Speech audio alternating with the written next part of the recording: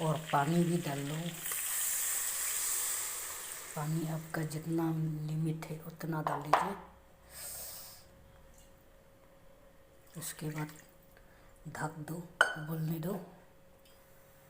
मैं गैस को high flame में ले जाता हूँ। और अदरक, मिर्चा, लहसुन थोड़ा पेस्ट बना लीजिए।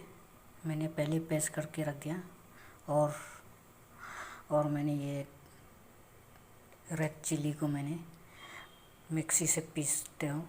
और यह मैंने टमाटर भी मैंने डाल दिया था यहाँ में। लास्ट टमाटर के लिए आपको बताना भूल गया था। टमाटर भी एक बार डाल दीजिए। सब उबलने दो, टमाटर को सब पकने दो, थोड़ा सा पकने दो। इसके बाद ये भी मिक्सी में चला दीजिए।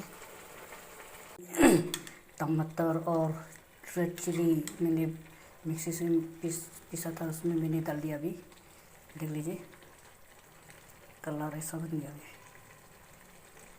जो मैंने अदरक लहसुन पेस्ट बनाया था उसको भी मैंने डाल दिया था। थोड़ा उबलने दो। उसके बाद लास्ट में ये डालते हैं। अभी मैंने नमाने का अभी बंद करेगा। ये देखो क्या होता है, खाने में बहुत टेस्टी है।